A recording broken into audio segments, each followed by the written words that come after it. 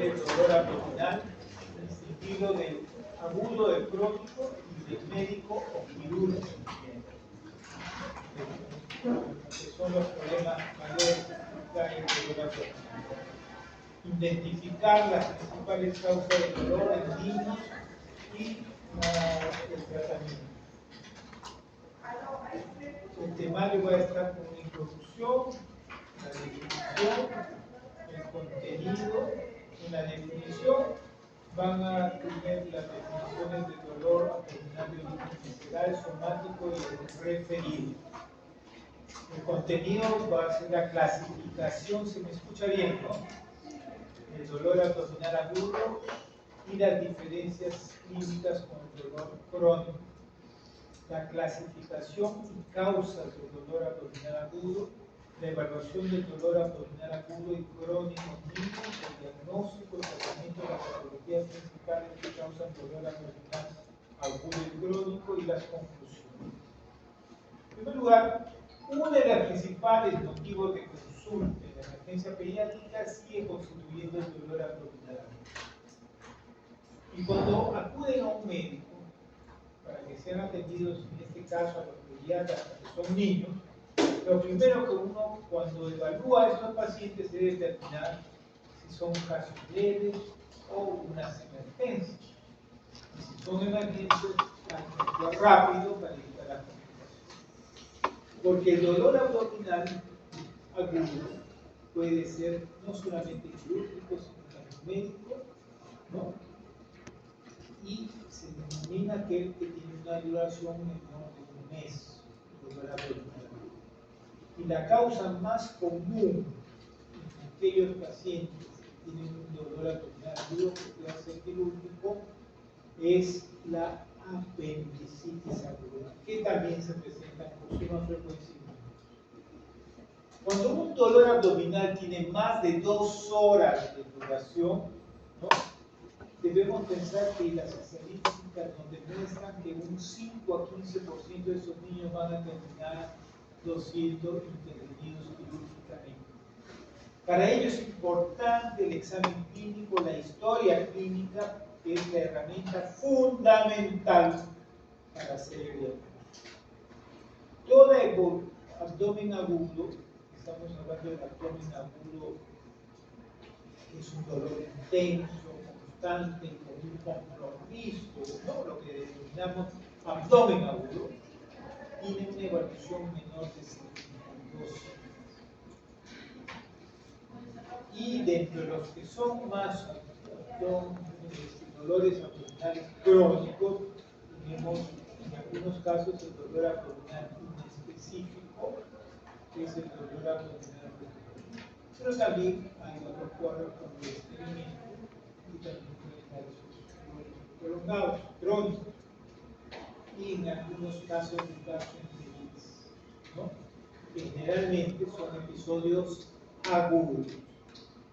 Dentro de los exámenes auxiliares, ¿no?, que más utilizamos para poder definir y diagnosticar un dolor abdominal agudo, es la ecografía, que sigue siendo el método más útil, y el examen clínico también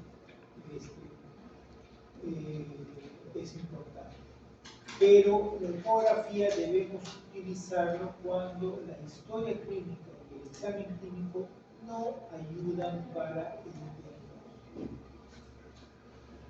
De todos los niños que encontramos hospitalizados por dolor abdominal agudo, más o menos un 30% corresponden a una causa quirúrgica.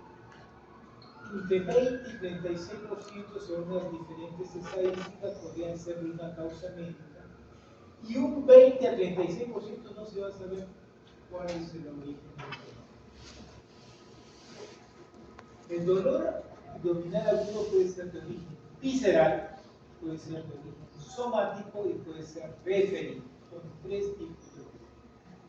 Y como todo dolor es una manifestación. En niños se hace más difícil porque su manifestación está dada por el llanto, cuando son niños pequeños. Cuando son niños grandes ya van a referir como los adultos el dolor, ¿no?, siempre y cuando haya una buena comunicación. Pero este dolor no, si bien está localizado en el abdomen, no siempre va a tener un origen en el abdomen. Entonces el origen puede ser abdominal o puede ser de origen extraabdominal. El dolor de origen visceral, los receptores para este dolor están situados en las vísceras huecas o sólidas abdominales y en el peritoneo visceral. ¿Qué es lo que caracteriza este dolor? Es una transmisión de transmisión lenta, tiene poca precisión, es mal localizado y es difuso. ¿Qué lo va a producir? Son estímulos como mecánicos, como la distensión, el estiramiento, la tracción, la contracción, los espasmos viscerales y viscerales. La sensación es una sensación de quemazón o incomodidad. No hay una postura antálgica para el dolor. Y la intensidad puede ser variable. Está asociado muchas veces a manifestaciones vagales, como ansiedad, sudoración, náuseas, vómitos, taquicardia, hipotonía y fatiga. Este dolor, estos receptores van a llevar por las fibras aferentes viscerales que van a viajar con fibras simpáticas y parasimpáticas. Por eso va con un acompañamiento de síntomas o signos neurológicos. Entonces, esto va a producir que estímulos como anormalidades en la motilidad, por ejemplo, en caso de distensión espásmica, una cuando hay un flujo sanguíneo disminuido que va a producir una hipoxemia, por ejemplo, en una gran encarcelada, o secreciones de origen químico, si se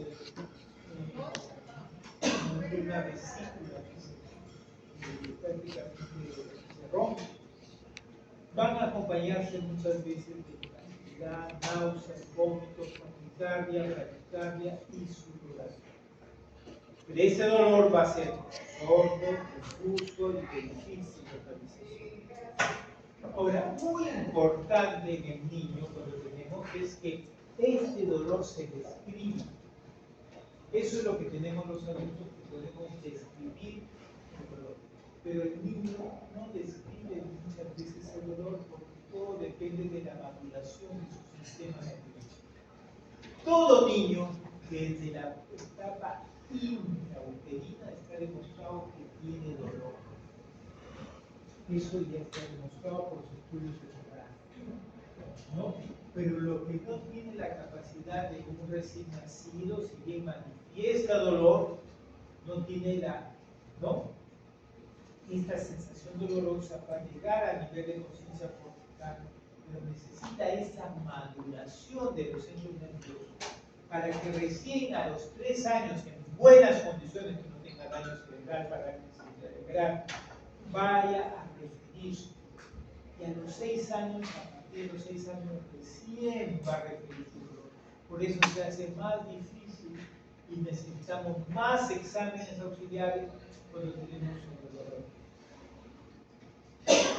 También tenemos otra forma de dolor abdominal que es el somático peritoneo, que tiene origen en los receptores del peritoneo parietal y es un dolor de transmisión rápida, con eliminación de metabolitos tissulares en nuestra condición o isquémica. Es muy localizado, muy intenso y adopta una posición antal, no se pueden mover y cuando se les toca gritan, ¿no? Ese es lo característico del dolor abdominal somático. Y hay otro tipo de dolor que es el dolor abdominal referido, que es aquel dolor que se origina en zonas alejadas del abdomen. Es una proyección cerebral con origen visceral o somático. No hay afección de las vías nerviosas que transmiten dolor, pero se siente el dolor en zonas diferentes donde está la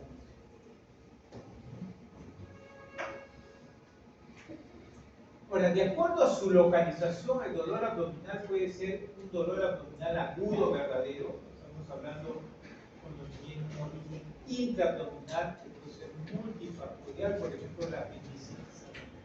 Es un tipo de dolor que puede ser en algún momento visceral y en otro momento sobre el somático. Especialmente lo que ya se rompe, se destruye la apéndice. Y hay un dolor abdominal agudo falso que es un origen extraabdominal, pero es reflejo ese dolor. No es de origen ahí, por ejemplo, en la neumonía basal derecha, manifiesta ese dolor. De acuerdo a su origen, puede ser de origen obstructivo mecánico, lo que llamamos cuando hay un problema obstructivo, como atresia intestinal, hidromecánico, impaginación, que se conmutan con un dolor intenso, un ovillo parasitario que prácticamente ya está en extinción, las hernias inguinales encarceradas y bolsa. Un dolor inflamatorio en la apendicitis, diverticulitis de Meckel, policistitis y la fiebre. Puede haber lesiones traumáticas que causan dolor, por ejemplo, lesiones de vísceras huecas, sólidas o vasos sanguíneos. Y puede ser de origen misceláneo, como la rotura o necrosis tubular, o en la púrpura Schollen, que son vasculitis que van a producir dolor. ¿Qué tenemos para hacer una evaluación de un niño que tiene dolor abdominal? La historia clínica, el examen clínico, laboratorio, radiografía, ecografía, tomografía y resonancia magnética. Tenemos que ver que depende de las edades se presentan las patologías. Por ejemplo, en la etapa de neonatal, los cólicos, ¿no?, son los problemas más frecuentes junto con la alergia a la proteína de la leche humana.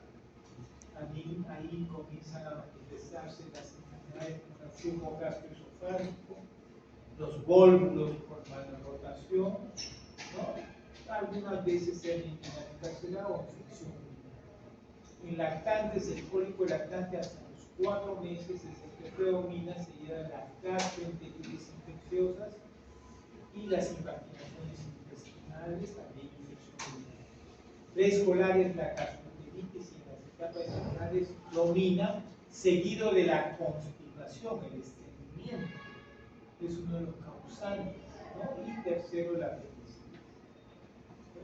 Pero en las adolescentes la constipación constituye, ¿no?, el estreñimiento, el principal factor, y ya ingresa el dolor abdominal de origen funcional, el dolor abdominal recurrente o que sea un dolor abdominal específico, que lo mismo, son sinónimos. También apendicitis, y entran, si son mujeres, las enfermedades inflamatorias pélvicas, dismenorrea, rotura follicular, endometriosis y hasta embarazos, por ejemplo, los embarazos ectópicos, niñas adolescentes pueden debutar súbitamente. En la historia clínica, lo primero que se tiene que hacer es, si este dolor, uno tiene que preguntar si está precedido de fiebre, diarrea, estreñimiento o no. Por ejemplo, la diarrea por rotavirus, primero eran los vómitos, después fiebre y después la diarrea.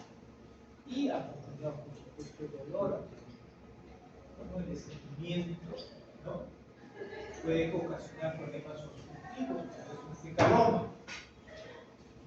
Si tuvo relación con ingesta de alimentos, pues ahí podríamos entrar con las intoxicaciones alimentarias de ingesta de alimentos. Si el dolor se modifica o no con el sueño, si un dolor que impide dormir a un niño, es porque el dolor es intenso, no puede conciliar el sueño. Si ésta se incrementa con la actividad física, por ejemplo, en las apendicitis, una de las pruebas que uno hace es hacerlo saltar, ¿no? Salta, no puede, o sea, no han acelerado lo suficiente. En las niñas adolescentes, no se olviden antecedentes ginecológicos obstétricos, tener que preguntarse si es la última regla. ¿No? Muchas veces las adolescentes no dan mucha información de su cuadro más que de dolor, porque ya no lo soportan. Muchas veces hemos visto que han venido niñas con dolor abdominal y sus barriguitas eran tan grandes y eran ya venían para abajo, ¿no? Especialmente en las zonas rurales. También la forma de presentación, si es brusco, eso se presenta en la perforación, en la vaginación, es algo brutal. Un lactante puede estar tranquilo, de un momento comienza con dolor de llanto intenso, fiebre, vómitos y signos neurovegetativos, embarazo ectópico brusco y el vólvulo del intestino. Y en cambio es insidioso en la apendicitis, que dura poco a poco, una calma y una pancreatitis, y es crónica en el estómago, ¿no? Y algunas enfermedades inflamatorias. También un dolor abdominal que sea severo, que dure más de 6 horas, sugiere una patología. Si este dolor es exacerbado por los movimientos, hay que pensar en peritonitis. Si es un dolor pólico de vísceras huecas, significa que vísceras huecas, o hay que pensar que es vísceras huecas, por ejemplo, la policistitis, ¿no? O situación que aumenta el peristaltismo, una casa con dolor. Cuando el dolor es de localización asimétrica, o sea que solamente lo tiene en un lado más distal del ombligo, implica mayor riesgo de organizabilidad y probablemente requiera una cirugía. Y cuando el contenido de los vómitos son biliosos o coloideos, generalmente van asociados con problemas obstructivos que necesitan intervención quirúrgica.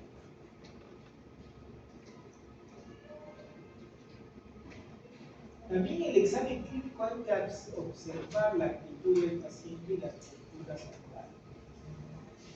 También hay que palpar, percutir, hay que identificar masas abdominales, vísceras, líquidos, aire, gas crónico, inflamatorio y tuberoso. La resistencia muscular y el signo de rebote se presentan en signos de irritación peritoneal, por eso hasta el técnico de emergencia lo puede diagnosticar, porque es un paciente que no puede mover.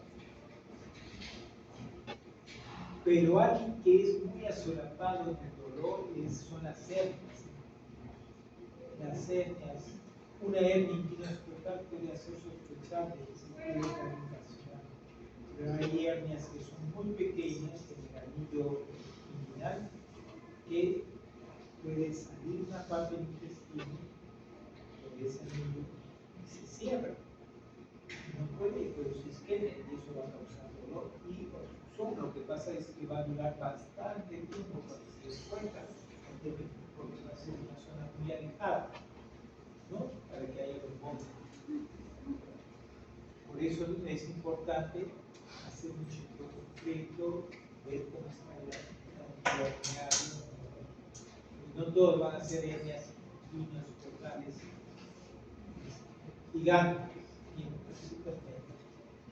Tacto rectal puede ayudar en una imaginación o en un fecalón. Y maniobras activas como soltar o levantar piernas es limitado cuando existe una irritación peligrosa. Dentro de los exámenes auxiliares, un hemograma con desviación izquierda, apendicitis, podemos pensar en apendicitis, gastroenteritis, colecistitis o obstrucción intestinal. Anemia, si es una anemia hemolítica por anemia celular falciforme, también produce dolor, especialmente situaciones de hipoxia. Intenso. PCR con el elevado, un dolor abdominal de causa inflamatoria, examen de orina y test de embarazo, diagnóstico, ¿no? evidencia, debemos considerarlo. Electrolitos séricos, urea, creatinina, las amenazas también, amilasas para mantener el equilibrio. La radiografía simple ayuda poco. En el estreñimiento quizás es el que más nos orienta para utilizar cómo necesitaría las heces distribuidas, ¿no? Si hay posibilidad de que esté haciendo un cuadro subjetivo, ¿no? O qué medidas actuar para eliminar ese estreñimiento. Pero para otras cosas es un rendimiento de diagnóstico bajo. Pero puede en algunos casos valorar la distribución de aire intestinal y aire ectópico en perforación. O puede dar imágenes cálcicas en apéndice, la ecografía abdominal es la prueba de elección por su alta sensibilidad y especificidad de acuerdo a la ecografía. Eso sí es importante, ¿no? Ustedes tienen que tener un ecografista de confianza que les dé resultados aceptables. No pueden traerte una ecografía de cualquier sitio con gente que no tenga tanta experiencia, especialmente en niños. Entonces muchas veces nos han venido de cosas de mitos, de esos que están por grado, con diagnósticos totalmente aberrantes, no llegan. Y un punto importante también que se usa, especialmente en impactación intestinal, es una prueba radiográfica que puede usarse no solamente como tratamiento para desimpactar la imaginación, sino como diagnóstico. Entonces, y evita prácticamente el tratamiento quirúrgico, que se excluye en la imaginación, que es el neumoenema, el doctor radiográfico bajo, ¿no? Para el diagnóstico o tratamiento de imaginación. Pruebas de imágenes, la tomografía axial computarizada y resonancia magnética nuclear son usados en situaciones de difícil diagnóstico, especialmente en tumoraciones ocultas. La endoscopía digestiva está indicada en caso de que se inicie visualización directa de la lesión, gastritis, úlceras, ¿no? A veces el Helicobacter pylori. Puede ser ahí la biopsia, o lo de ya. Radiografía de tórax en sospecha de dolor. Este fluxograma lo tengo años y sigue siéndome muy útil. Cuando tenemos el dolor abdominal agudo, tenemos y el dolor abdominal recurrente, que nunca un dolor es todo el tiempo, ¿no? Son recurrencias, ¿no? Entonces, un dolor abdominal cuando es agudo, o sea, menor de un mes, pero en los primeros días, lo primero cuando hace es que tienen que pensar es si ha habido un trauma. Por eso muchos niños grandecitos se pelean, ahora en el colegio ven las noticias, ¿no? Que se pelean, se tiran patadas hasta las niñas, ¿no? En el abdomen puede haber un trauma. Entonces hay que considerar vísceras perforadas, hemorragia, hematoma, hay que chequear. Si vemos que no hay evidencia, hay que ver si está obstruida, si hay signos de vómitos, de qué tipo los vómitos, brillosos, capilares, entonces considerar su sugestión volvulounérica. Si no hay nada de eso, considerar, ¿no?, una evidencia inflamatoria de peritonitis. Y si hay evidencias inflamatorias de peritonitis, hay que considerar la apendicitis. Si no hubiera ya evidencia más oral en las cuales se hace una evaluación más profunda con tomografía y resonancia magnética nuclear, pero si no, podríamos estar considerando otro diagnóstico como gastroenteritis, infección de toxinas, infección del tracto urinario. En cambio, cuando es recurrente, si dura más de 3 meses, realmente, hay que ver si hay evidencia patológica.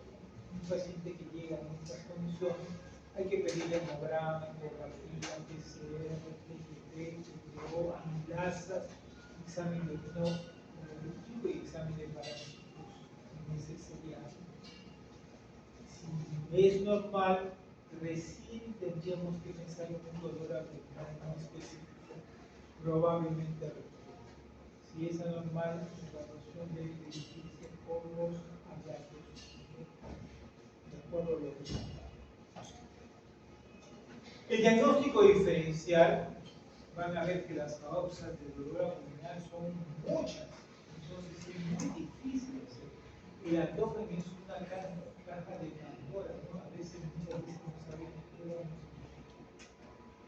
hacer. Tenemos causas que tienen origen gastrointestinal, conocidas la apendicitis, la rinitis mesentérica que simula una apendicitis, también que es el diagnóstico diferencial, gastroenteritis infecciosas, infecciones alimentarias, peritonitis y también. También tenemos causas infecciosas no gastrointestinales. Muchas veces tenemos una faringoamidalitis estreptocócica, un niño de 4 años, 5 años, tiene un taco de pus en las amígdalas y produce un dolor en ella cañerecha. Por las conexiones del sistema inmunológico. Tenemos neumonías referidas, un dolor referido del lóbulo inferior derecho, pielonefritis, glomerulonefritis, enfermedades inflamatorias pélvicas en las niñas, operaciones, ¿no? La gérmenes, ¿no? Enfermedad de transmisión sexual, muchas veces, hay causas infecciosas generalizadas, sería herpesosis. Muchas veces el dolor es viendo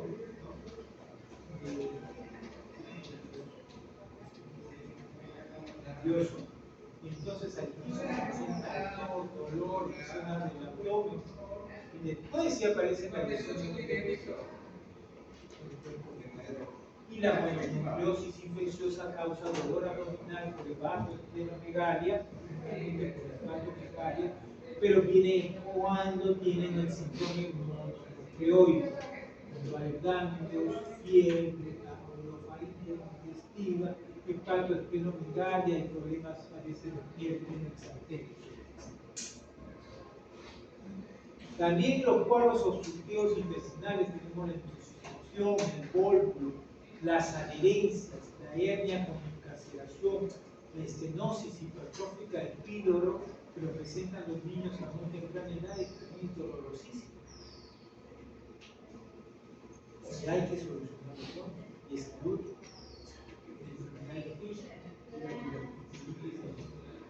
En vesícula, por la cistitis, por la litiasis. Trauma abdominal también puede producir rotura o hematoma esplénico, generalmente. Laceración o hematoma del hígado. Accidentes de cáncer, por eso les cuento que provocan estas lesiones aquí. Esta de los taxis, ¿cómo se llama? Taxicolo, ¿no? Son frecuentes los problemas. Y enfermedades hemolíticas, por ejemplo, o la leucemia, los linfomas, las crisis hemolíticas. Entonces vemos que hay mucha variedad de causas de dolor abdominal. Las endocrinas, la diabetes mellitus en su debut debutan con cetoacidosis diabética y produce un cuadro de deshidratación y muchas veces se han operado a los pacientes porque les da dolor abdominal. Salvo que a veces se han encontrado con la suerte de pedir un examen de glucosa y salía una hipoglicemia de 300, entonces recién ahí se dieron cuenta, y todo por deshidratación. Vasculitis del cúpula de Heno-Schönlein, el síndrome nodular linfoide, ¿no? Entonces son ganglios distribuidos en el intestino. La enfermedad cabezal es una vasculitis, el síndrome nefrótico y el estreñimiento, el dolor abdominal recurrente, el cólico de lactante tan frecuente en los niños menores de 4 meses, la pancreatitis, la oclusión de arteria mesentérica, las intolerancias a la lactosa en niños muy pequeños, la úlcera péptica, la migraña, la epilepsia puede simular, ¿no? Su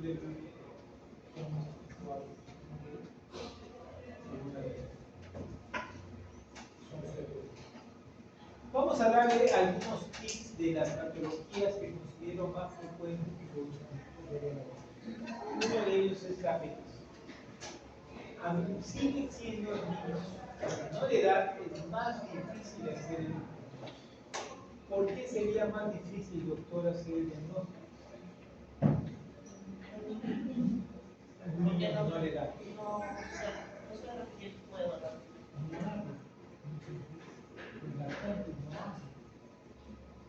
Los niños menores no comunican bien, entonces se hace más difícil.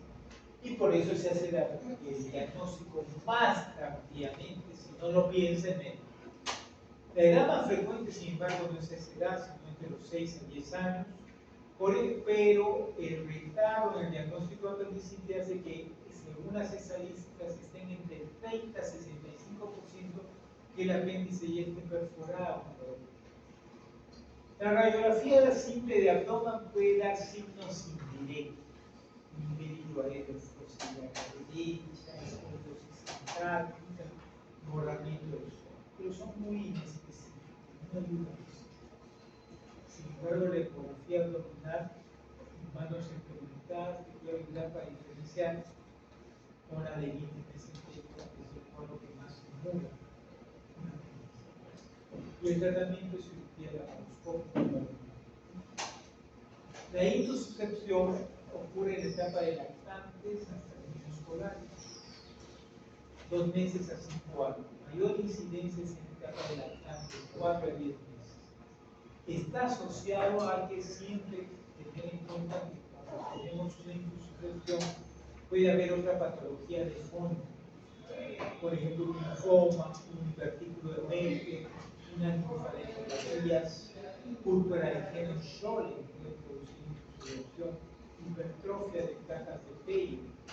Y el diagnóstico y tratamiento es neumonema con control radioscópico, o también hay enema con suelo salino y control ecográfico, que son los que están en este momento los más avanzados en las máquinas ecográficas. El vólvulo intestinal también es un defecto congénito producido por la mal rotación del intestino medio. Cuando se presenta va a producir isquemia, riesgo de necrosis intestinal, y su mayor incidencia está en el primer mes de vida en un 75%. La clínica es dolor abdominal, vómito bilioso, según la localización, ¿no? Y según esta localización vamos a tener el grado de distensión abdominal. Una radiografía de abdomen simple puede dar ayuda por la doble burbuja casi abdominal que se puede encontrar, pero el estudio de tránsito intestinal con contraste es el gold standard. Un 60% de los niños que tienen vólvulo intestinal tienen otras anormalidades gastrointestinales. Por ejemplo, hernia diafragmática, atresia duodenal y enfermedad de Crohn. La estenosis hipertrófica del píloro se presenta entre la tercera y sexta semana de vida.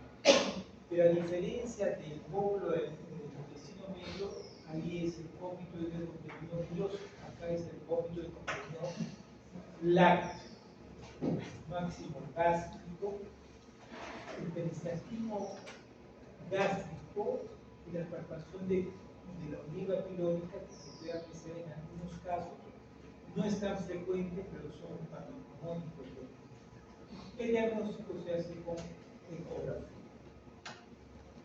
También la diverticulitis de Necker, ¿no? Es una enfermedad que se produce por la evacuación de la parte inferior del intestino delgado en la séptima semana de vida. Es la anomalía del tracto gastrointestinal más frecuente, ¿no? Ocurre en 2 a 3% de los casos.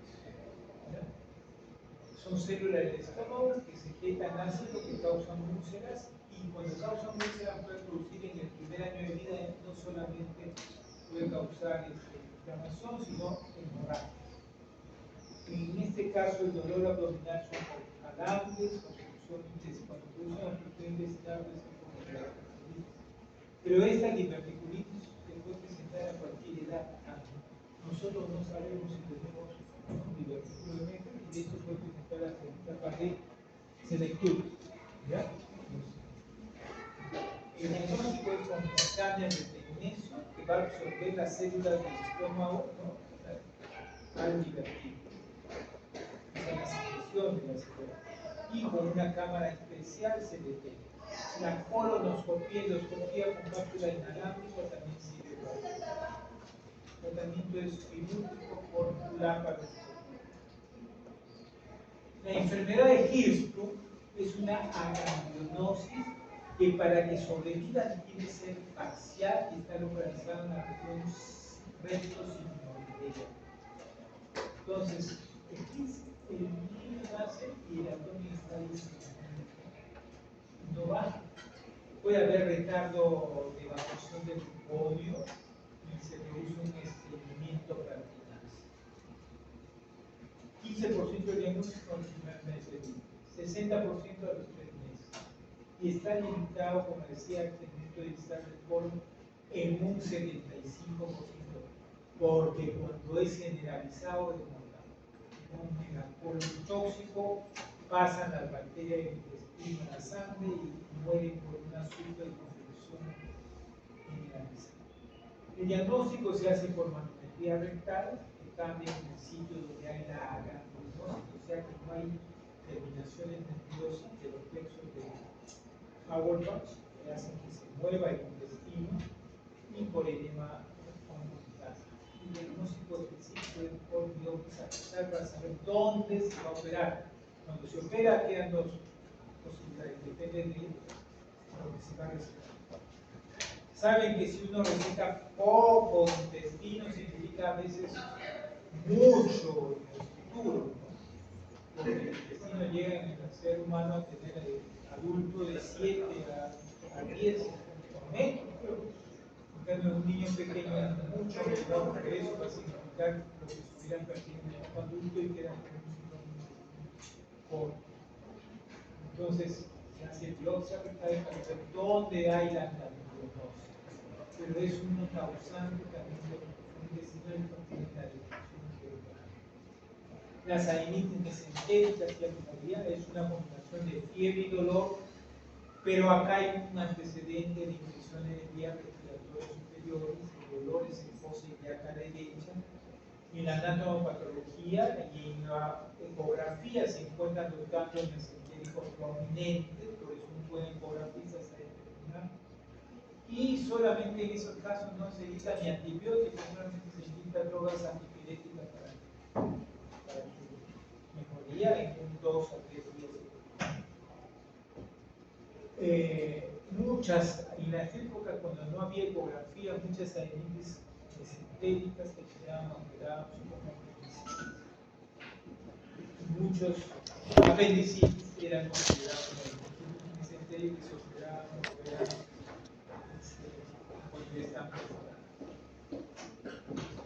La púrpura de Keno-Schönlein es una vasculitis, da un dolor abdominal cólico, puede llegar a una insuficiencia, se presenta de 2 a 8 años, pero acá lo importante cuando tú tengas un dolor con el cual tengas el diagnóstico púrpura de Keno-Schönlein es que cuando tú no usas antiespasmódico para nada, el tratamiento para calmar el dolor es corticoide. Si no te ponen dolor, ¿no? Y con eso bajas la vasculitis y se va a mejorar.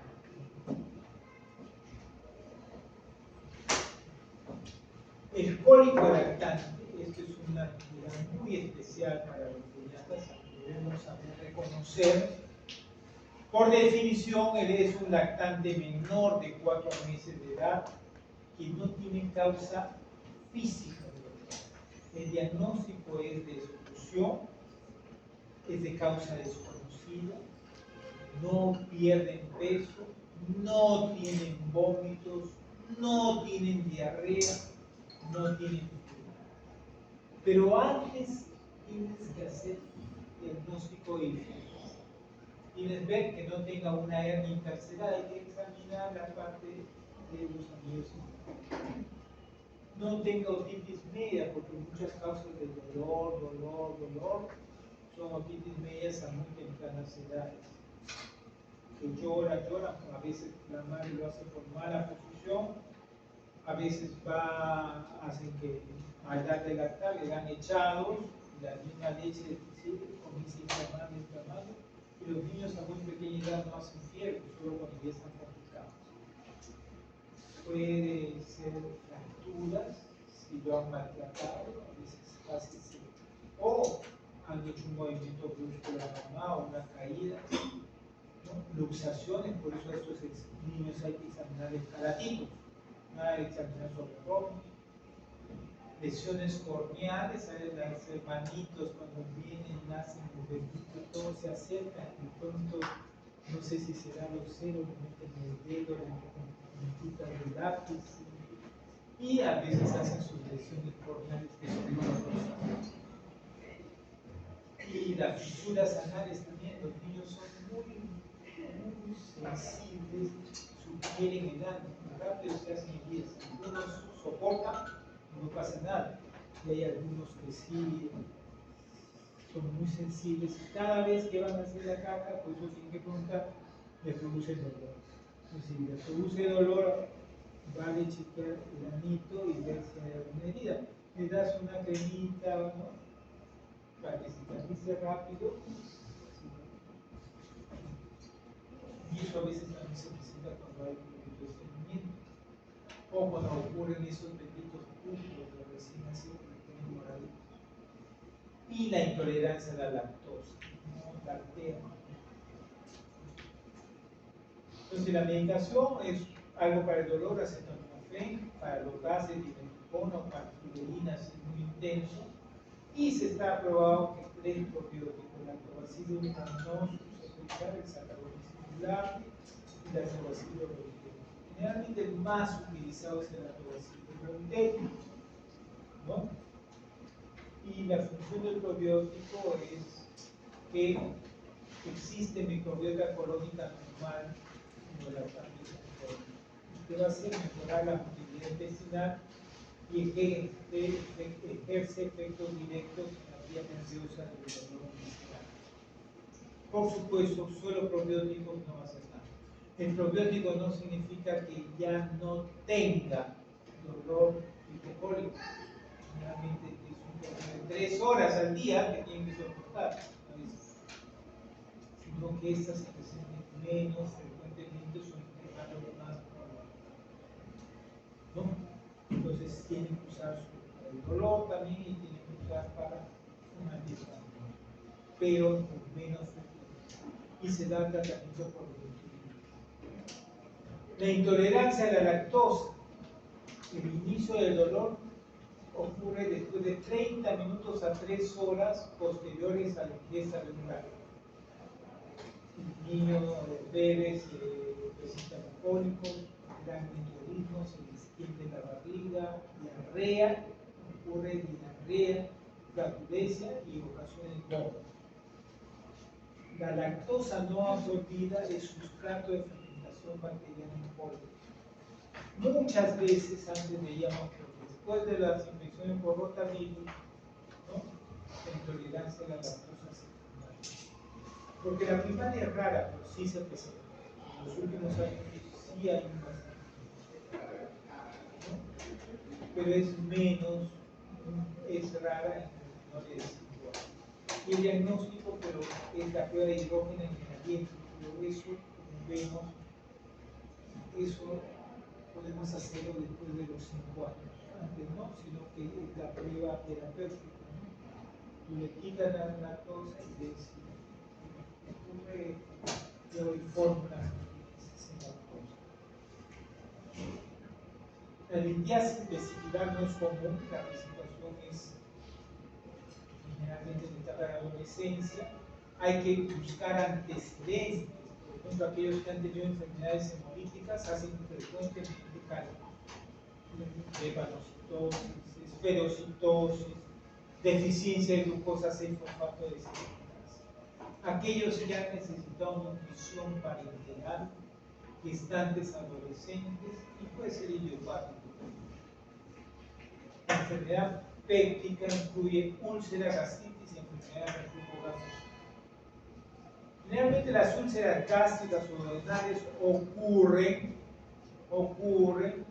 cuando hay una enfermedad sistémica con mucho estrés y los niños no están exceptuados de ese estrés. Tenemos quemaduras extensas, TECs, uso constante de AINES y corticoides. La presencia de úlceras recurrentes también se ha relacionado con la colonización del ano por el Helicobacter pylori, pero no hay correlación a presencia de Helicobacter pylori con dolor abdominal recurrente, porque lo que produce más es, hay dolor, fastidio, malestar en el Helicobacter, pero lo que más produce es lo que llamamos la pirosis o vinagre, que es el pase del reflujo de la comida, ¿no?, del estómago, o la acidez de la secreción del estómago, y puede llegar a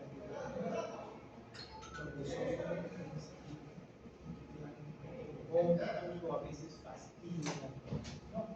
Más lo vemos últimamente en niños pequeños, puede haber, pero se está mejorando de forma muy general. Y los niños grandes, adolescentes, como mucho en la calle, ¿no?, es otro de los factores que te pido alimentos no cocidos. Y por último, el dolor abdominal recurrente. El dolor abdominal recurrente es una enfermedad que verdaderamente hay dolor, si bien es psicógena en la mayoría de casos, pero hay dolor, y el dolor es intenso, no es un dolor así, me duele, no llega a emergencia. Son episodios de dolor por mes y por 3 meses consecutivos y con periodos asintomáticos que ocurren generalmente en niños mayores de 5 años. Es un dolor epigástrico, periumbilical o suprapúbico, sin irradiación y duración menor a 1 hora, y es de tipo cólico, sordo o agudo. No hay nada característico. El dolor va a interferir, como les decía, con la actividad normal y causa preocupación familiar. El paciente viene a la consulta y consultan cuando no les satisfacen esto a varios médicos. El examen clínico y estudio de laboratorio son normal, en un 85% promedio. Y el tratamiento es el control de la ansiedad familiar y del niño, porque hay que disminuir, ¿no?, el estrés, y el tratamiento de problemas psicológicos subyacentes. Inclusión acá es con C.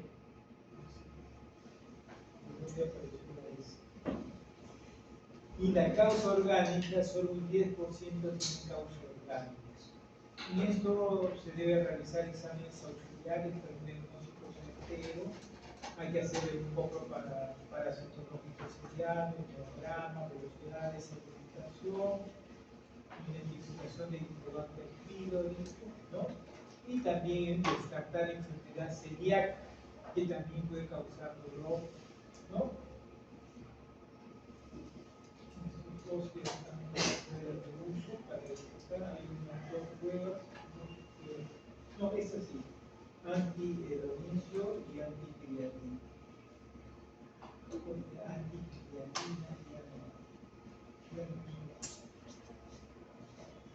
Y esto es todo lo que les tenía respecto al dolor abdominal. Como conclusión, el dolor abdominal es un síntoma frecuente en pediatría. Es importante reconocer que el dolor abdominal es de origen médico, quirúrgico o inespecífico, y si es agudo o recurrente, hay que identificar la causa del dolor para iniciar un tratamiento adecuado. Y la ecografía sigue siendo el examen más útil para el diagnóstico y depende de la experiencia del profesional que lo hace. Estamos con la hora pintada. Vamos a hacer la clase de pie. Porque nos hemos atrasado, son 2:30, eran las 12. Me iba a preguntar. Tenía que correr un poquito.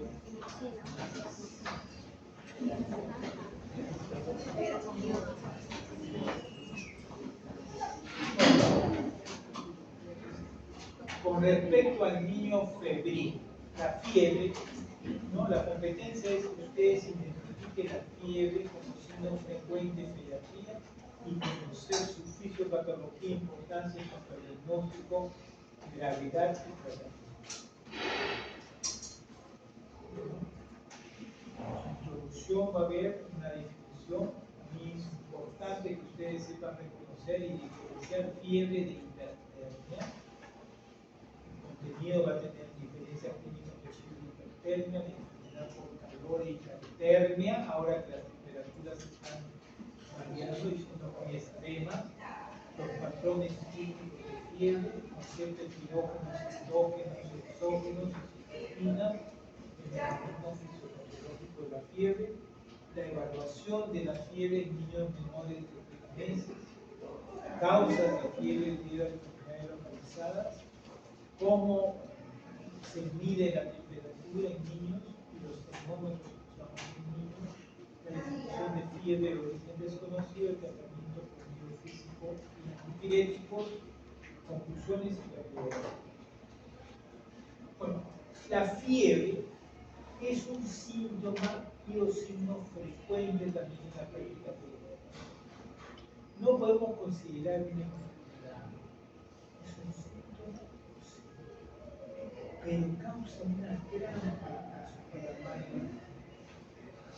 Generalmente, todas las mamás, tu hijo está con moco, puede durar 10 a 15 días, está tosiendo 10 a 15 días, pero el día que aparece fiebre, corre. Cuando tienen moco. Realmente eso es algo que llama la atención y es un signo de mucha preocupación. Constituye el 60% de la consulta telefónica que recibimos de los pacientes. El 25 a 30% de la consulta externa y de emergencias o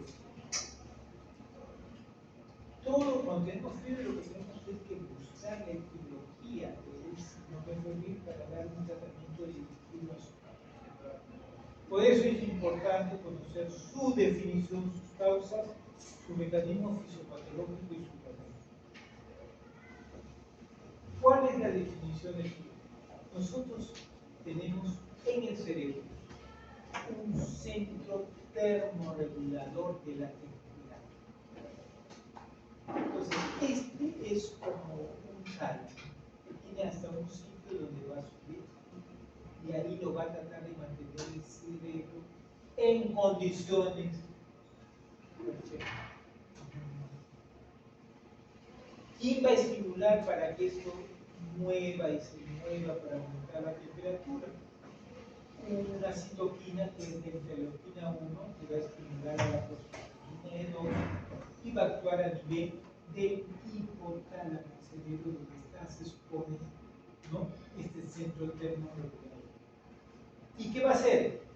Va a actuar como un centro vasomotor, va a ordenar que haya una redistribución del flujo sanguíneo de la piel que pase a los lechos vasculares más profundos, para tratar de disminuir la pérdida de calor por la piel a través de la vasoconstricción periférica para que pueda subir, se produzcan los escalofríos, contracciones musculares y se produzca calor y eleve la temperatura. Otro punto importante es nosotros todo el tiempo no tenemos la misma temperatura, no es algo que nosotros andamos con 37,1, 36,8, mañana, tarde, noche. No es así. Y en los niños también sucede igual y es más diferenciado. O sea, hay una variación diurna de la temperatura corporal. Eso sucede en el niño. Y generalmente la temperatura en la tarde, en horarios de 5 a 7, es donde más aumenta la temperatura en rangos normales. Pero cuando hay fiebre, eso se exacerba. Entonces, ustedes van a ver que los padres a veces tienen sus hijos con fiebre y eso no se dan cuenta en la mañana. Pero en la tarde que sube más, se dan cuenta y dicen, hizo de temperatura en la tarde. Los que son más minuciosos sí se dan cuenta que está todo el día. Pero no son minuciosos ya, o cuando ya comienza a detenerse porque la temperatura es más alta. Esto es más frecuente y se acentúa más en los episodios. ¿Qué hace un paciente que tiene fiebre?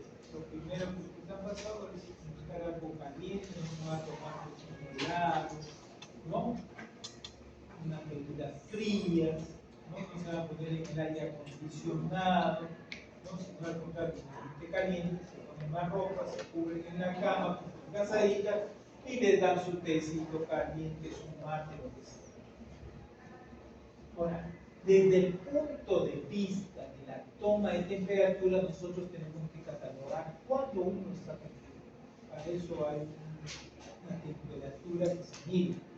Y hay varios sitios donde se mide la temperatura rectal, la temperatura bucal, la temperatura axilar, la temperatura bucal. En todos esos sitios en el niño se puede tomar la temperatura. La temperatura rectal generalmente coincide con la temperatura timpánica y refiere que está más o menos, que es fidedigna con la temperatura que alcanza en el centro termorregulador. A diferencia de la bucal y axilar, que está en contacto más frecuentemente con el medio ambiente, se puede alterar. Por eso la temperatura rectal se considera fiebre con 38 grados centígrados. O sea, hasta 37,9 no es fiebre, 38. Temperatura bucal 37,6 se considera fiebre y temperatura axilar 37. Esto puede variar, depende de varias literaturas o varios estudios, ¿no? Pero nosotros vamos a considerar estas temperaturas que son las más aceptadas como los valores para considerar fiebre. Ahora, ¿cuál es la diferencia de la fiebre hipertérmica? En los dos sube la temperatura, pero la fiebre es lo más común, ¿no? En cambio la hipertermia es lo más raro. En la clínica, la fiebre da sensación de frío, en cambio en la hipertermia sube la temperatura y el paciente quiere andar desnudo, no quiere ropa, porque ellos se la mueven. La temperatura en la fiebre es entre 38 y 41 grados centígrados, que lo regula el centro termorregulador del hipotálamo, mientras que la hipertermia, como no lo regula, o sea, el cerebro no tiene nada que ver, sube la temperatura, comienza a funcionar en exceso en las células, da un calor en el cual el cerebro no interviene, que es normal. En la fiebre tú das antipiréticos que bajan. Tú le das a una hipertermia antipirético, envío, no puede subir más, lo que tienes que usar es medidas físicas. Y la mortalidad es rara en fiebre, pero sí en hipertermia. Es el país. Por lo tanto, la hipertermia es un estado de insuficiencia termorreguladora por alteraciones en producción, aporte o eliminación de calor. Por ejemplo, en la exhalación, cuando estás en un desierto, cuando estás con temperaturas muy elevadas, te quemas, cuando estás caminando, haciendo ejercicio, ¿no? En un ambiente muy caliente, no tienen la capacidad de disipar el calor a suficiente, puedes hacer. Y también por una producción excesiva de calor mayor a la pérdida de calor, que puede suceder con algunos medicamentos.